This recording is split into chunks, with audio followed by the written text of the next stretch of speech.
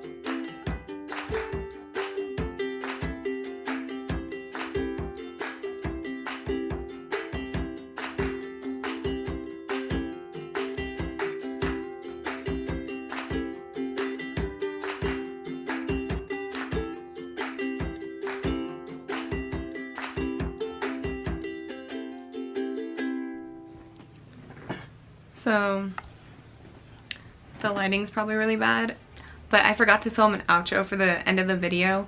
So thank you guys for watching, and I hope you enjoyed it. I'm sorry if it was kind of short, because I know it was, and I didn't talk very much, but I was working and I kind of got busy after I started recording, so I just kind of had to cut it short. But if you guys liked the video, then please give it a thumbs up and subscribe to my channel, and let me know down below if you guys have any other video requests or anything like that. And as for always, thank you so much for watching my video, and I hope you have a good day, evening, night, whatever it is, wherever you are, and thank you so much.